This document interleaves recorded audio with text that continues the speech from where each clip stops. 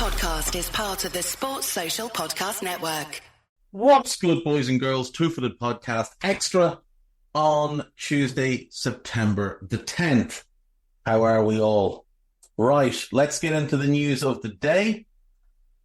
The key match incidents panel has ruled that Chris Kavanagh was right to send off Declan Rice in Arsenal's recent draw with Brighton. The board, which reviews the big decisions in the Premier League, agreed the midfielder should have been dismissed. He was already in a booking. He nudged the ball away from Joel Veltman as he prepared to take a free kick and was sent off. The panel agreed his actions were clear, deliberate and impactful, and the second yellow card was correct. The panel unanimously backed the decision, wrote, Rice knows what he's doing. It's a gentle touch, but once the referee sees it, he has no choice. So maybe now some of the Arsenal fans will stop crying about this decision. This was the correct decision. There was no way around it. There was absolutely no way to suggest that he did not deserve to be sent off, but Arsenal fans couldn't get out of their own bias and were trying to claim that they were wronged when, let's be honest, Arsenal haven't had a bad refereeing decision go against them in a couple of years now. The panel also ruled that the VAR was right to intervene in Trent Alexander-Arnold's goal in the 3-0 Liverpool win over Manchester United. The goal was initially given but then ruled out, with Mohamed Salah deemed to be offside in the build-up, and he was offside in the build-up, so there's no issue there at all. Really interesting piece on the BBC website today. It's called... The headline is, "The cash came up to my torso, tales of a match fixer." Give this one a read. Moses Swebu. Give this a read. It is very, very interesting. And it's based off a podcast called Confessions of a Match Fixer, which is an 8-part podcast on BBC Sounds. Give that a listen when you get a chance. Harry Kane is set to win his 100th England cap when England take on Finland tonight at Wembley. He will become the 10th player to win 100 caps for England. Made his debut back in 2015, and obviously is the all-time leading scorer. So, to his credit, when you look at his goals per game ratio and look at the players that he has passed now in terms of the goals he's gotten for England, he's so far ahead of Rooney in terms of goals per game, well ahead of Charlton in goals per game, ahead of Lineker in goals per game. Jimmy Greaves was outstanding. Kane is in and around that type of company. So he'll become the 10th person to win 100 caps. Billy Wright has 105. Frank Lampard and Bobby Charlton 106 each. Ashley Cole 107. Bobby Moore 108. Realistically, Harry Kane is going to breeze past all of them in the next 12 months. Then it's Gerrard on 114, Beckham on 115, and Rooney on 120. Harry Kane is going to pass, I would say, all of them for certain. And that's just Peter Shilton. And I don't see any way Kane doesn't stick around to get past Peter Shilton. Because Kane cares about records.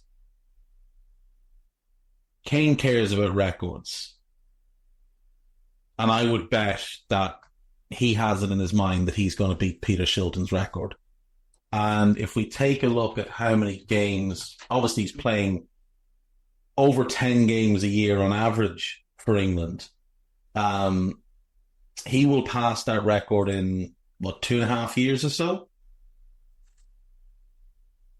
8, 9, 6, 12, 10, 6, 16, 13, 9, 10. I would estimate he passes Peter Shilton by 2027. And I assume he will play on. I assume he'll play the World Cup and the following Euros. I think Harry Kane stays in the England setup until 2028. Now, at that point, he'd be 35 years of age that summer.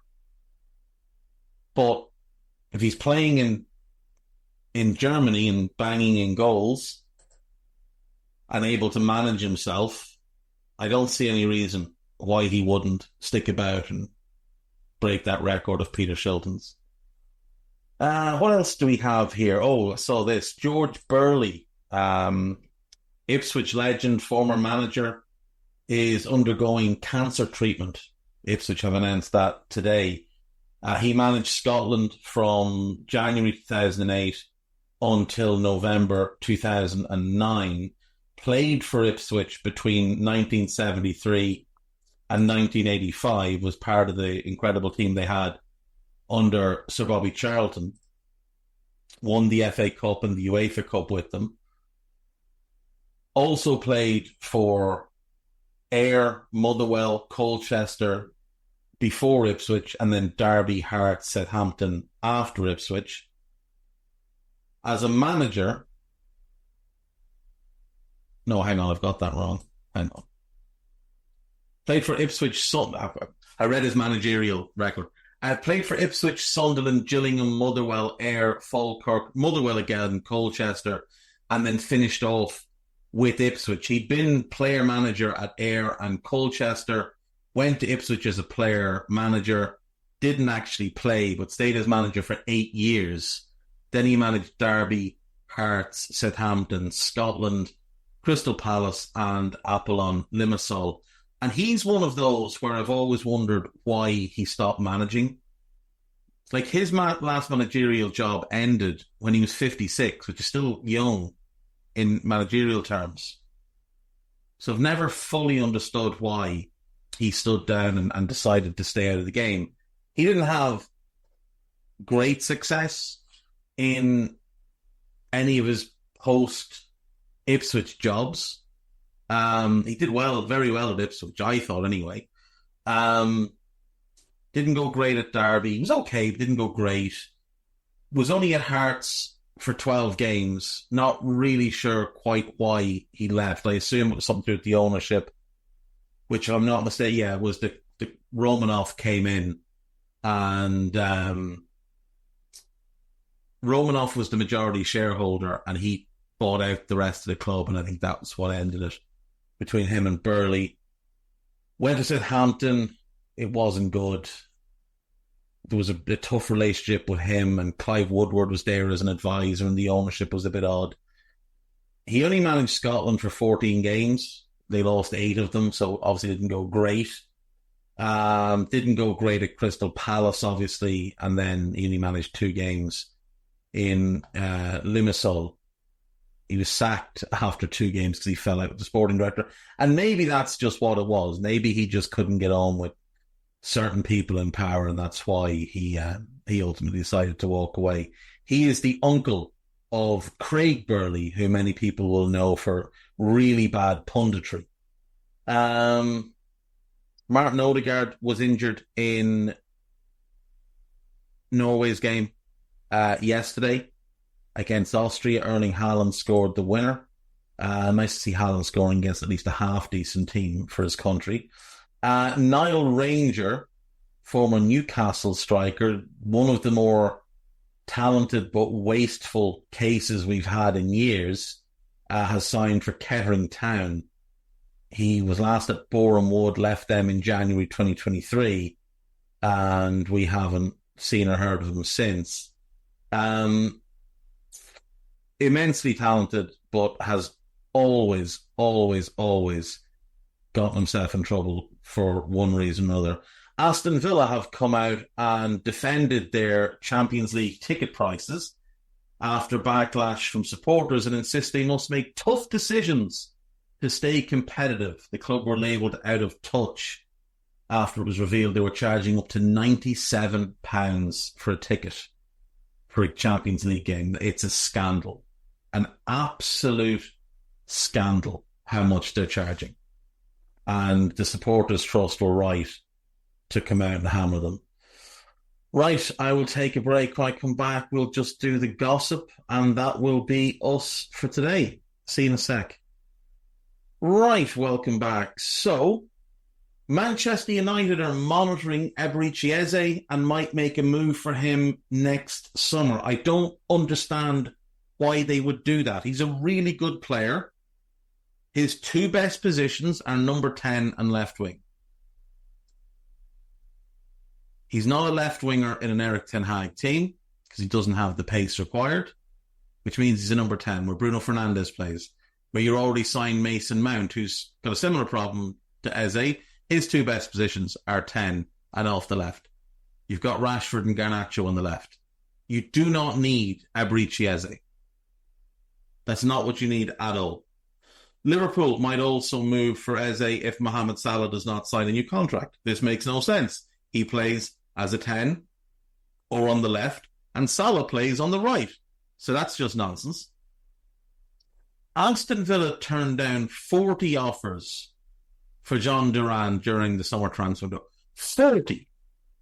Like, let's be serious. Chelsea are hoping to offload David Datro Fofana to AEK Athens before the Greek transfer window closes on Wednesday. I think he's a very talented player, and yet they're desperate to move him on because their finances are such a mess. Such a mess. He should serve as a warning to many other young players. Do not sign for that club. They don't care about you. They do not have your best interests at heart. Tensions between owners at Chelsea may raise question marks over the club's ability to do business in the January transfer window. Have they not done enough business yet? Like, where does it end with Chelsea? Former Chelsea and Tottenham manager Maurizio Pochettino was set to be confirmed as the new USA manager after a meeting with US soccer chiefs. Hasn't this been going on now for weeks? Why isn't it done? Manchester United are keen to offload Anthony on loan with Fenerbahce in pole position to sign him. What a disaster of a signing. Galatasaray are interested in signing Ben Davies before the Turkish window closes on the 13th, which is Friday. Victor Gyökeres is unlikely to move in January despite interest from Chelsea and Arsenal as he is settled in Portugal, and also because Arsenal don't have the money. Like, I don't know how many times it needs to be repeated. Arsenal cannot afford to go and buy a Victor Gyökeres because they've overspent since Arteta took over, and now they're very tight against the wall for profit and sustainability. Now, in the summer, it might be a little bit difficult. A little less difficult. We'll see. But for now, they don't have the money. Former Chelsea midfielder John Obi Mikel tried to convince Victor Osimhen to join him in the summer. But he didn't do a very good job then, did he? Sergio Ramos may be about to join Corinthians. Good. I mean, that again, I like seeing European players head over to South America. Juventus remain open to offers for Arthur Melo, who wants to stay and fight for his place at the club. My guess is he's in Turkey by the end of their window. Canada forward Jonathan David is in talks with Lille. We had that yesterday. The salary demands of Adrien Rabiot are too high for Manchester United to sign the Frenchman, who is a free agent after leaving Juventus. He's backed himself into a corner by asking for stupid money that does not represent what he is as a player. He is a good player, there's no question about that. He's not an elite level player, and asking for 10, 12 million a year is just ludicrous. And with that, I'm done for today. I'll see you all tomorrow. Bye-bye. This podcast is part of the Sports Social Podcast Network.